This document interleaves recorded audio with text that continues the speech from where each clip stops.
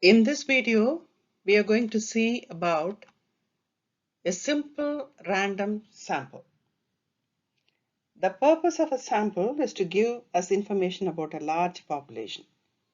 The process of drawing conclusion about a population on the basis of sample data is called statistical inference because we infer information about the population from what we know about the sample.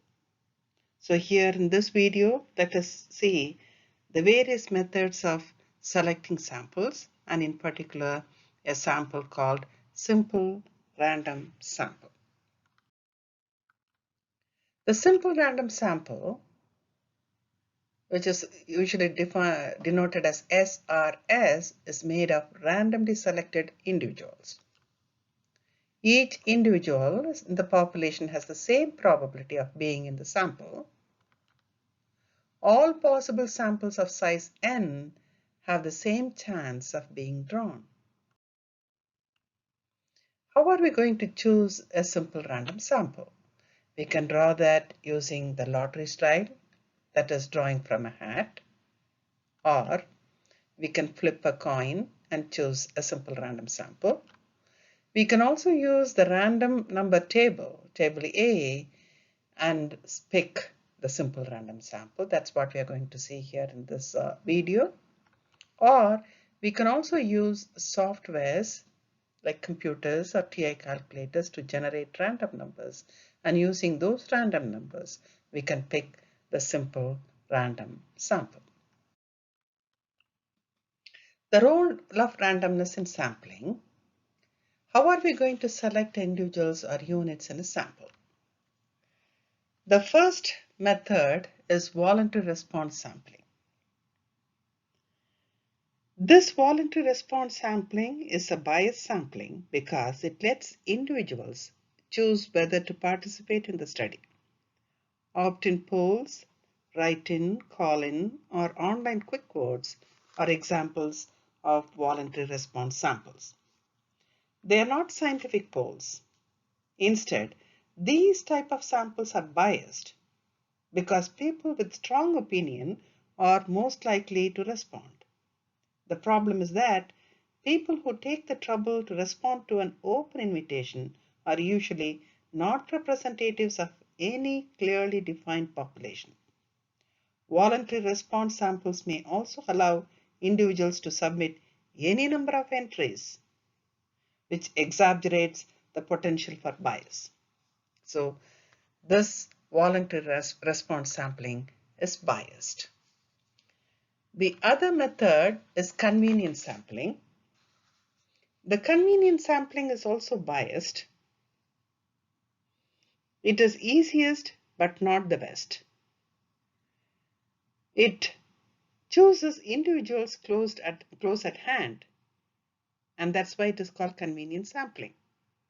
And it is often produces unrepresentative data. If we are interested in finding out what percentage of adults take vitamins and mineral supplements, for example, we might go to a shopping mall and ask people we meet there. However, a shopping mall sample will almost surely overrepresent middle class and retired people and unrepresented the poor. The pattern will reoccur almost every time we take such a sample. That is, the source of bias is a systematic error.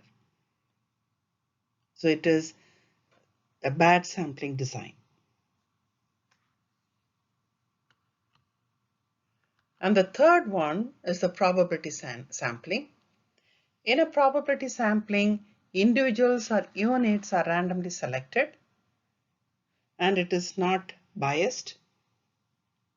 A sample chosen by chance allows for neither favoritism by the sampler nor self-selection by respondents. So this sample is the best sample. The most common probability sampling design are simple random sampling, stratified sampling, and multi-stage sampling. So in this video, we are going to see about the simple random sampling, usually denoted by SRS.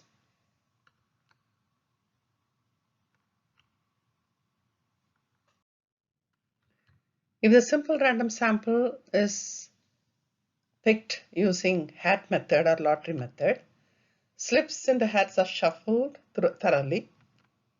The slips of papers are not replaced back in the hat. And we also use random tables like this. The random tables has got lines and the numbers, the horizontal ones are the random digits. Actually, they are all continuous. For convenience, they have given as groups of 5. So in line 101, it starts from 19223. It goes up to 8285. That they are all continuous number. And then there is a continuity. It goes to the next line. So after 82853, it goes to 73676, etc. It goes on. Let us see an example to understand the simple random sample. Let us assume that there is a community with 3 buildings in it, and there are people living in those 3 buildings. So in my first building, there are 10 people. Some are older, some men and some women. The same way, the second building, there are some old people, men and women. And in the third building also, we have some old men and women. So it looks like in each building, there are 10 people living. So if we are interested in finding a simple random sample of, say, size 6, maybe we will label this whole group. So this is my population. From this population, I have to pick a sample of size 6. So the population is the entire community with the 3 buildings in it. Altogether, there are 30 people. So I have to label them.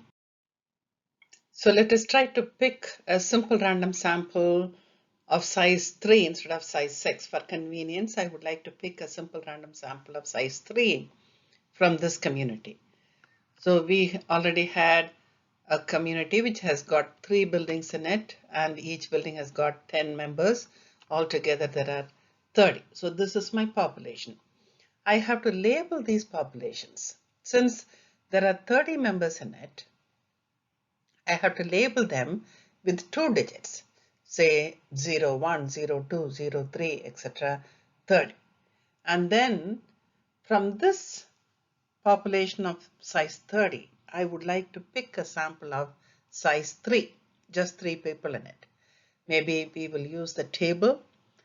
In the question, a line will be provided, and we have to use that line and pick 3 numbers from that, and those members who are labeled with those numbers will be the simple random sample. So for example, if we are labeling them, and if I'm trying to pick a sample of size 3, let us label them with 2 digits, 0, 1, 0, 2, 0, 3, 0, 4, 5, 6, 7, 8, 9, 10, etc. So I have got all 30 of them labeled here in 2 digits. And let us assume that the line 104 is given. I have to pick a sample of size 2. So take two members together. I don't have 52, I don't have 71, but I have 13 here. So 13 is picked. 88 is not there, 89 is not there, 9307 is picked. And then 02. So I have got 3 members now, 13, 7, and 02. So I have to select those members whose who are labeled as 13, 07, and 02. So 13 is my first pick, 07 is my second pick, and 02 will be my third pick. So if we have a population like this, we label them with 2 digits, and then using the table, we pick some size 3. So the same thing happens if instead of giving a population, suppose if I have a population whose names are provided, how are we going to find a simple random sample? Let us say that we have a class of 20 students and we are trying to pick a sample of size 5.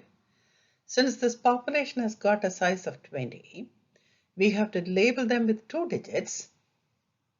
So the names are put in alphabetical order and we are labeling them with 2 digits. So 0, 1, 0, 2, 0, 3, etc. up to 20. And then the line 103 is picked. And in line 103, we have to take 2 digits at a time. And in line 103, I'm able to pick 2 members here, 17 and 09. George and Henry are picked.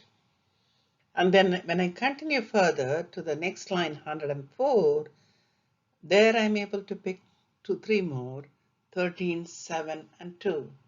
So altogether, the picked samples are 02, 07, 09, 13 and 17, and the names are there clearly given. So this is how we pick a simple random sample.